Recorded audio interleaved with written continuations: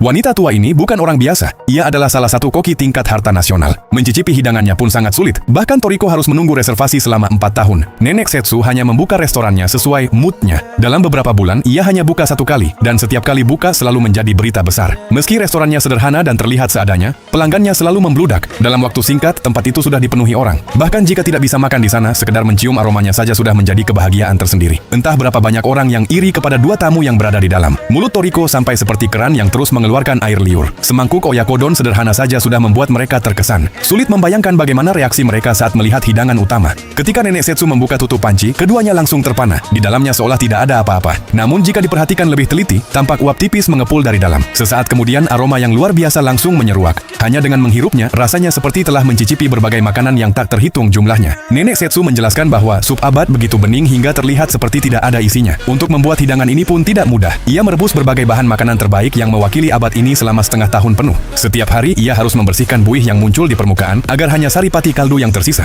Ia kemudian menuangkan semangkuk untuk masing-masing dari mereka. Meski tampak seperti kuah bening biasa, satu tegukan terasa seolah telah menikmati cita rasa selama 1 abad penuh. Rasanya membuat seluruh tubuh menjadi segar dan jernih. Komatsu benar-benar tenggelam dalam kelezatan sup tersebut. Namun, ia merasa ada sesuatu yang masih kurang di dalamnya. Nenek Setsu sangat terkejut. Untuk pertama kalinya sejak membuka restoran, ada seseorang yang memberikan penilaian terhadap masakannya. Ia lalu membuka pintu menuju ruang bawah tanah dan mengajak mereka masuk. Ternyata di bawah restoran sederhana itu tersembunyi tempat yang begitu megah. Berbagai bahan makanan langka dan mewah tersimpan di sana. Komatsu sampai tak henti-hentinya berdecak kagum. Untuk menjaga kesegaran bahan makanannya, Nenek Setsu memelihara monyet spa. Saat berendam dalam suhu yang tepat, hewan itu akan mengeluarkan aroma terapi yang menyegarkan dan memberikan efek relaksasi. Di tengah perjalanan, Nenek Setsu menjelaskan kepada Komatsu bahwa alasan ia hanya membuka restoran sebulan sekali sebenarnya bukan karena suasana hatinya, melainkan karena ia mendengarkan suara dari bahan makanan. Menurutnya, seorang koki sejati harus memahami kapan bahan makanan berada dalam kondisi terbaiknya. Tak lama kemudian, sebuah panci raksasa muncul di hadapan mereka. Ukurannya begitu besar hingga menyerupai bangunan bertingkat. Nenek Setsu langsung melompat ke atasnya dengan mudah.